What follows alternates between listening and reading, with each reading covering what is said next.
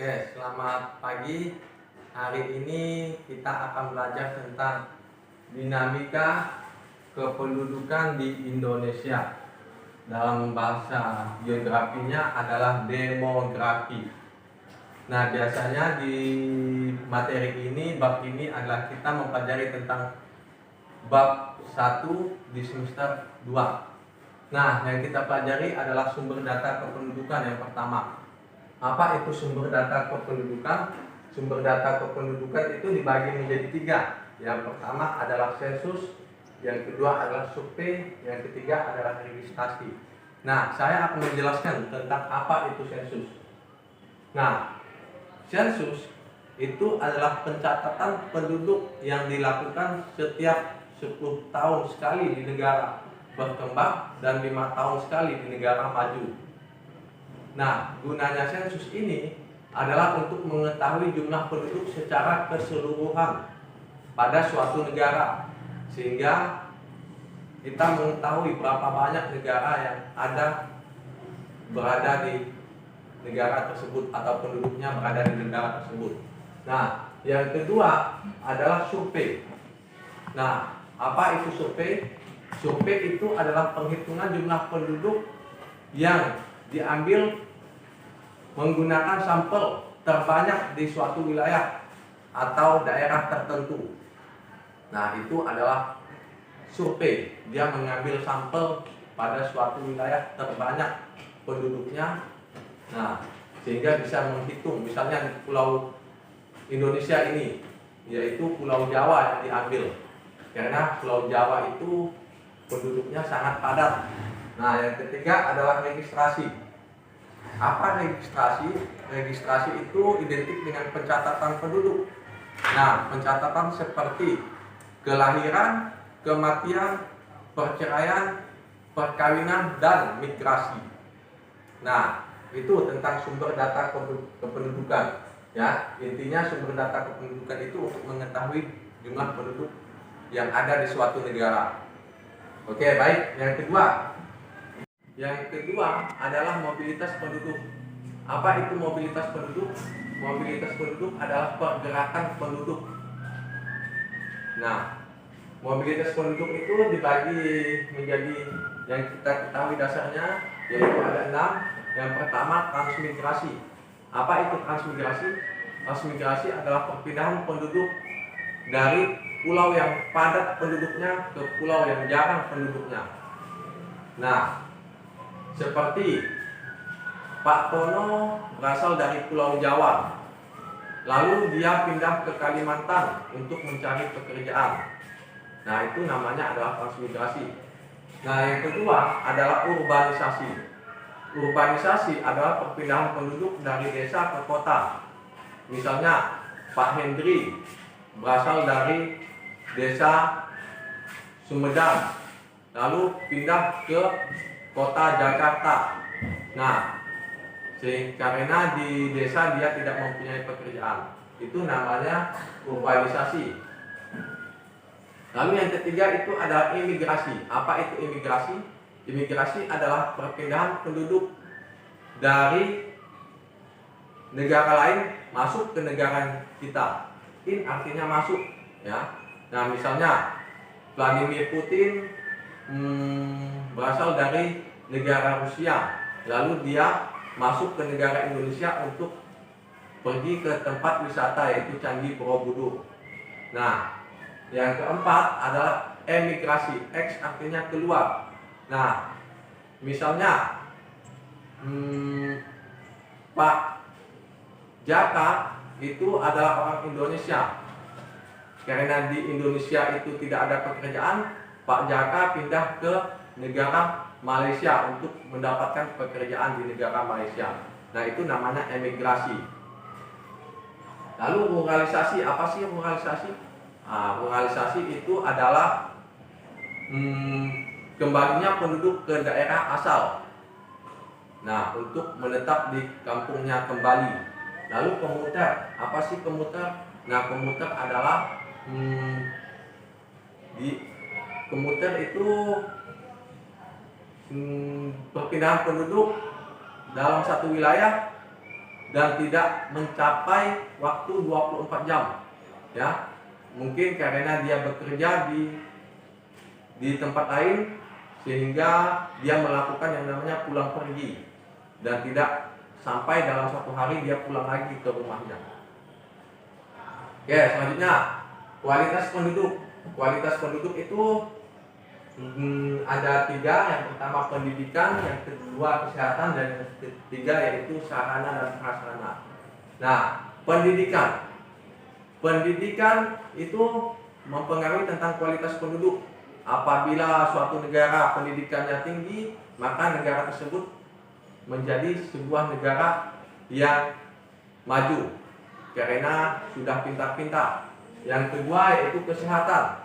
Nah, kesehatan ini mempengaruhi tingkat kualitas penduduk di suatu negara. Apabila suatu negara itu mempunyai penduduk dengan tingkat kesehatan yang tinggi, maka otomatis kualitas penduduk di suatu negara tersebut semakin bagus dan baik. Nah, lalu yang ketiga yaitu sarana dan prasarana. Nah, kualitas penduduk itu dipengaruhi oleh sarana dan prasarana karena kalau sarana dan prasarananya lengkap, itu memungkinkan suatu negara menjadi negara yang maju. Nah, seperti negara yang maju yaitu Denmark, Swiss, Amerika, Rusia, Prancis. Nah, itu termasuk dalam negara yang mempunyai sarana dan prasarana yang bagus. Nah, selanjutnya masalah kependudukan di Indonesia. Yang pertama adalah pendidikan. Nah, pendidikan di Indonesia ini masih sangat rendah karena kurangnya kesadaran masyarakat akan pentingnya pendidikan. Yang kedua, karena orang-orang yang tidak mampu itu tidak bisa sekolah. Dan yang ketiga biasanya kurangnya buku untuk belajar. Nah, yang keempat biasanya siswa-siswi yang ada di Indonesia itu kurang semangat untuk belajar karena mungkin kurangnya fasilitas yang ada di sekolah tersebut. Nah, yang kedua yaitu kesehatan. Kesehatan ini adalah masalah yang ada di Indonesia. Contohnya, biasanya tingkat kesehatan kita rendah yaitu banyak orang Indonesia yang merokok. Yang kedua, biasanya dokter yang ada di Indonesia ini kurang, apalagi di daerah pelosok atau daerah terdalam. Nah, yang ketiga, biasanya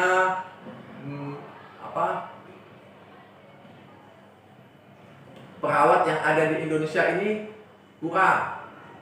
Nah, yang keempat, fasilitas yang ada di rumah sakit, puskesmas itu biasanya kurang memadai dibandingkan dengan negara-negara yang sudah maju. Oke, sarana dan prasarana ini mempengaruhi masalah kependudukan di Indonesia juga karena sarana dan prasarana sosial yang ada itu sangat kurang memadai sehingga suatu negara itu menjadi terhambat untuk melakukan suatu aktivitas dalam kehidupan sehari-hari. Oke, selanjutnya yaitu solusi masalah kependudukan di Indonesia. Solusi masalah kependudukan di Indonesia seperti yang pertama itu pendidikan. Nah, pendidikan itu sebaiknya solusinya adalah memberikan beasiswa kepada orang yang tidak mampu ataupun siswa yang tidak mampu. Yang kedua itu memberikan buku gratis kepada siswa-siswi yang ada di sekolah. Yang ketiga meningkatkan yang namanya guru, fasilitas guru dan pendapatan guru itu diperbesar. Nah, lalu yang selanjutnya itu kesehatan. Bagaimana cara mengatasi solusi masalah kependudukan di Indonesia? Yaitu dengan meningkatkan yang namanya kualitas dokter yang ada di Indonesia. Perbanyak dokter di daerah pelosok-pelosok. Yang kedua, menambah perawat-perawat yang ada di rumah sakit. Dan yang ketiga, menambah yang namanya rumah sakit, puskesmas, apotik, dan toko obat yang ada di suatu daerah tersebut, sehingga masyarakat itu gampang untuk berobat. Nah, dan lain-lain ini biasanya kita belajar tentang bonus demografi. Nah, bonus demografi itu adalah jumlah penduduk usia produktif lebih besar dibandingkan dengan jumlah penduduk yang tidak produktif. Nah, ingatkan bonus demografi.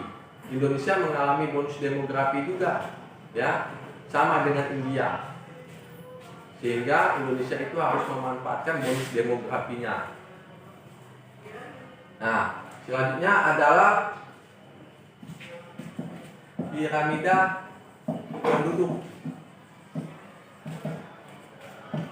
Nah, piramida penduduk itu ada 3, ya. Piramida penduduk muda, piramida penduduk seimbang, dan piramida penduduk tua. Piramida penduduk muda.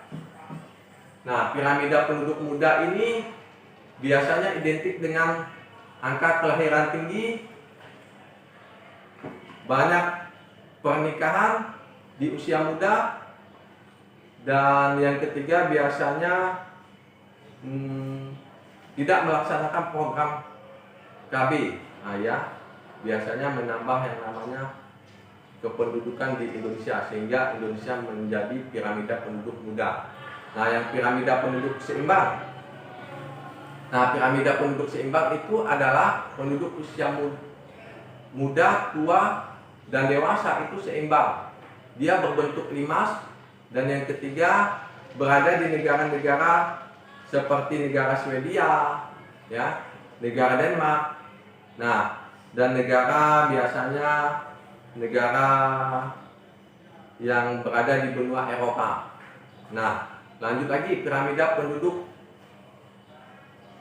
tua. Nah, piramida penduduk tua itu adalah jumlah angka kelahiran itu sangat sedikit, sedangkan jumlah penduduk tua itu semakin banyak.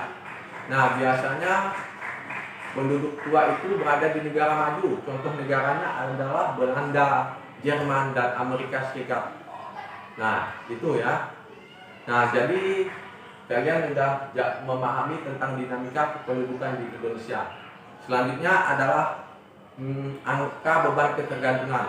Nah, angka beban ketergantungan itu adalah pengelompokan penduduk, usia, jenis kelamin, pendidikan, nah, dan perbandingan jumlah penduduk di usia produktif dan tidak produktif. Nah, apabila penduduk produktifnya itu banyak, sehingga beban ketergantungannya itu kecil. Dan sebaliknya, apabila penduduknya tidak produktif, angka beban ketergantungan di suatu negara itu semakin banyak.